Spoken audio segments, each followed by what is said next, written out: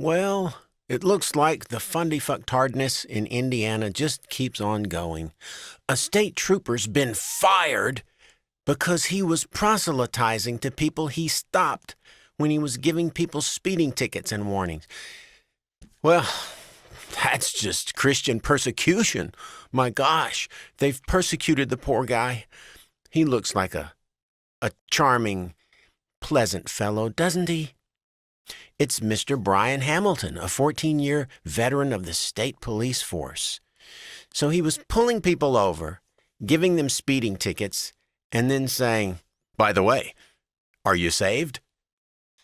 And so these people were like put on the spot to tell this guy whether they were a Christian or not. And if they weren't, he starts in on his spiel, his Romans Road, and preaching to these people, handing out pamphlets to his church, so forth and so on. Sad. And the good news is that he had been warned to stop that before. So he kept doing it, and he got sued, and this all blew up to where the police force had to fire him because, it's you or us, and it's not going to be us. So see you later. Poof.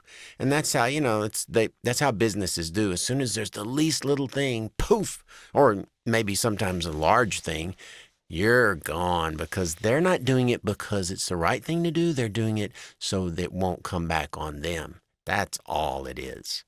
So at least they did fire him. And, of course, Christians are going to be crying, "Persecution.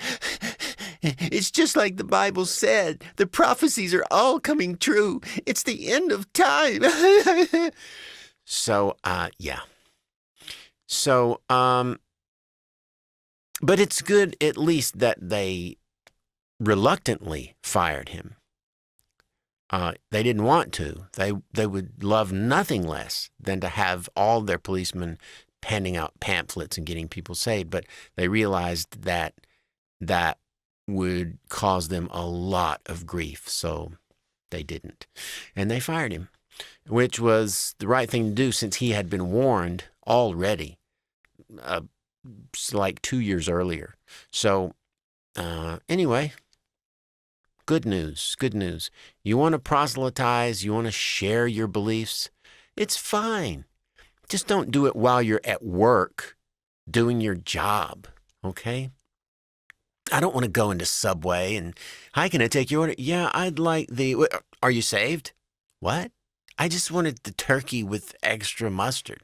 But you're going to burn in hell if Jesus isn't the Lord of your life." What? Nobody wants to hear that. And you, Christians, don't want to hear anybody walking into an Indian restaurant to order some tandoori chicken. "Well, is Shiva the Lord of your life?" What? Of course not. So, keep it to yourself. Anyway, it's nice to see some news stories with a happy ending for a change. Later.